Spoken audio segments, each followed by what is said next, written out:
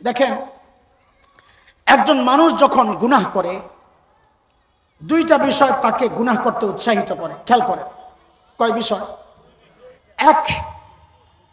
এক, একাকিত্ব। একা হইলেই তাকে গুনাহ করতে খোঁচায়। আপনি দেখেন, একা হইলেই দেখবেন পকেট থেকে মোবাইলটা বাইর করতে মনে চায়, অন্ধকার জগতে ঘুরতে মনে চায়। আরে কথা বলো না যুবক। একাকিত্ব মানুষকে গুনাহ করতে উৎসাহিত করে। মানুষের এই চিন্তার বিরুদ্ধে আল্লাহ জবাব দিচ্ছেন, তুই একা কোথায় রে? ওহুয়া মাআকুম আইনামা কুনতুম। বান্দা তুমি যেখানেই থাকো না কেন, আমি আল্লাহ তোমার সাথেই আছি। আমরা একা না, আমাদের সাথে কেউ আছে? বলেন আছেন না নাই? দুই নাম্বার যে চিন্তাটা মানুষকে গুনাহ করতে উৎসাহিত করে সেটা হচ্ছে, গুনাহ করার সময় মানুষ এদিক ওদিক তাকায় না, কেউ দেখলো কিনা। যখনই দেখে কেউ দেখে না, তখনই সে গুনাহ করতে উৎসাহিত হয়। আল্লাহ তার এই ভাবনার বিরুদ্ধে জবাব দিচ্ছেন, আলাম ইয়ালাম বিআন্নাল্লাহ ইয়ারা। ও কি জানে না আমি আল্লাহ তাকায় রইছি? বাস, আমাদেরকে এবার জবাব দেন আপনারা। আমরা যখন গুনাহ করতে আগাই, আমাদের দিকে কে তাকায়া থাকে? সবাই বলেন তো, একসাথে জোরে বলেন তো। জবাব ঠিক আছে।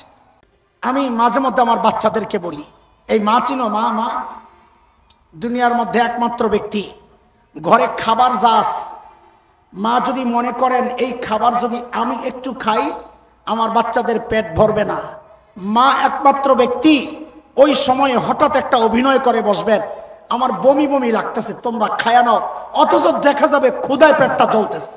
মা ওই মানুষ।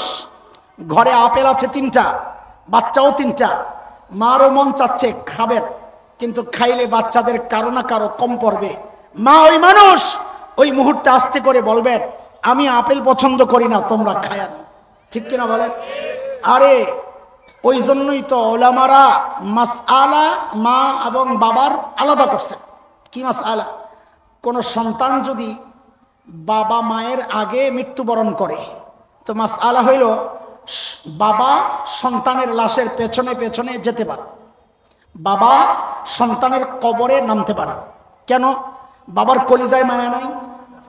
বাবা মায়া নাই? আছে। বাবাও চিৎকার করে করে কান্না করবেন, কিন্তু বাবাকে আল্লাহ ওই শক্তি, ওই মনোবল দিছেন, বাবা সন্তানকে দাফন করে কবর দিয়ে সুস্থ অবস্থায় কান্না করতে করতেই উপরে উঠতে পারবেন। কিন্তু কোনো মায়ের জন্য সন্তানের লাশের পেছনে যাওয়া চলবে না, কোনো মায়ের জন্য সন্তানের কবরে নামা চলবে না। কেন?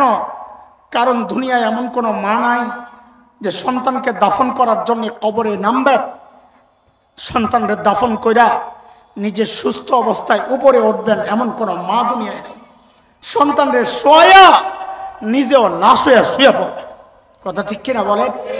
আচ্ছা আমাকে জবাব দেন, এই যে মার কলিজায় এত দরদ, এত মমতা, এত ভালোবাসা, কারণটা কি? মা আমার চোখ বানাইছেন সেই জন্যে? বলেন, কথা বলেন। মা আমার কান বানাইছেন সেই জন্যে? মা আমার জিভ বানাইছেন সেই জন্যে? কয়টা আঙ্গুল বানাইছেন? কথা বলেন, কথা বলেন। আমার শরীরের কোন অঙ্গটা আমার মা বানাইছে? কয়টা পশম বানাইছে? একটাও না। যুবক কথা বলো, একটাও না। মা আমার কি বানাইছেন তো বলেন, একবারে বলেন কি বানাইছে? কিছুই না। অল্প কয়েকদিন ভাড়াটিয়ার মতো পেটে ধারণ করেছেন, হওয়ার পরে লালন করেছেন, তাতেই মার কলিজায় এত মায়া। মা আমার শরীরের কিচ্ছু বানান নাই, তাতেই মার কলিজায় এত মায়া। তাইলে যে আল্লাহ আমার চোখ বানাইছেন, ওই আল্লাহর কত মায়া। যে আল্লাহ আমার জবান বানাইছেন, ওই আল্লাহর কত মায়া। যে আল্লাহ আমাকে এত এত নিয়ামত দিয়ে বাঁচায় রাখছেন, ওই আল্লাহর কত মায়া। আরে জালিম, কত মায়া তুমি কি দেখো না?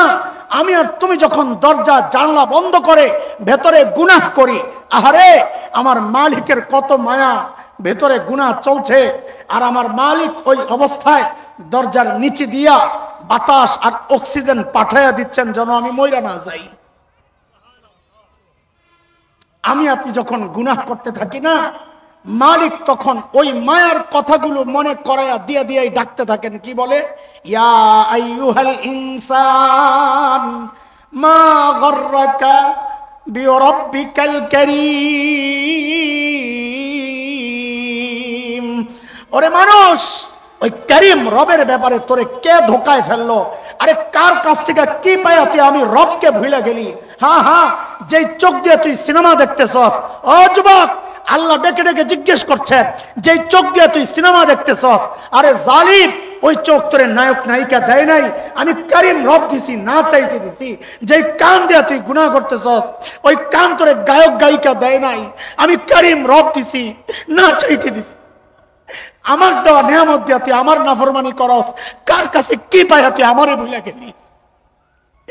ডাকের মধ্যে আরেকটা কথাও আছে সূক্ষ্মভাবে, যে তুই তোর সন্তানের সামনে গুনাহ করস না, তোর লজ্জা লাগে।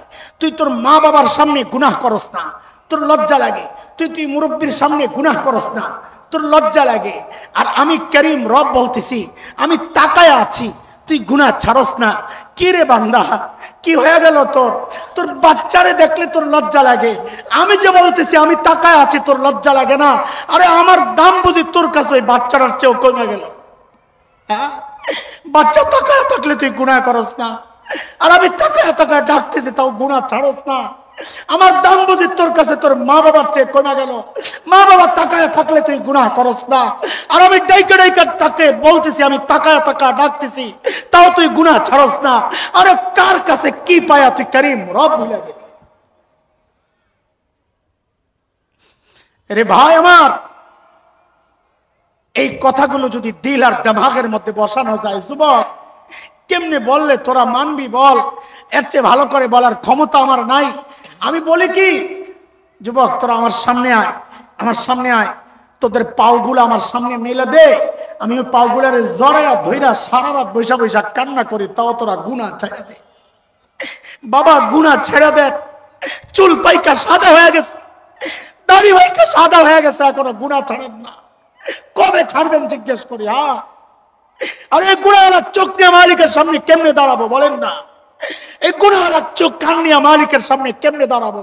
এই গুনাহওয়ালা হাত পাও নিয়ে মালিকের সামনে কেমনে দাঁড়াবো?